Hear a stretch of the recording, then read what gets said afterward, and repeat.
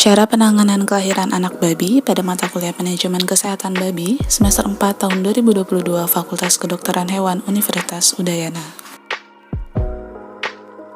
Sebelumnya perkenalkan, nama saya Citra Dwi Wulandari dengan NIM 20095110054 dari kelas B. Pada kesempatan kali ini, saya akan membahas topik tentang kelahiran dan penanganan babi. Yang pertama itu pemeliharaan induk bunting awal, kedua pemeliharaan pada akhir kebuntingan, ketiga pemberian makan induk bunting, keempat proses beranak, kelima proses partus induk babi, yang keenam pemberian makanan pada induk menyusui, yang ketujuh pemeliharaan anak-anak babi yang baru lahir. Yang pertama, pemeliharaan induk bunting awal. Setelah induk dikawinkan secara tepat, perlu dilakukan pengecekan setiap 20-21 hari selama 2 kali berturut-turut untuk memastikan kebuntingan sudah terjadi, yaitu tidak memperlihatkan tanda-tanda estrus. Hari kebuntingan dihitung saat babi dikawinkan dan hari partus 115 hari kemudian. Setelah induk dinyatakan positif bunting, maka pemeliharaannya harus terpisah dari induk babi lainnya, yaitu pada kandang khusus induk bunting untuk mencegah terjadinya perkelahian. Sampai 2,5 bulan pertama, tidak ada hal-hal istimewa yang perlu dilakukan dalam menangani induk bunting awal ini. Makanan diberi dalam jumlah biasa, yaitu 2,5 kg ekor per hari. Yang kedua, pemeliharaan pada akhir kebuntingan. Sebulan sebelum tanggal penetapan kelahiran disebut sebagai masa kebuntingan akhir. Hal-hal yang perlu diperhatikan yaitu persiapkan kandang khusus untuk partus. Kandang harus cukup ruangan untuk induk berjalan-jalan guna memperlancar peredaran darah saat proses kelahiran.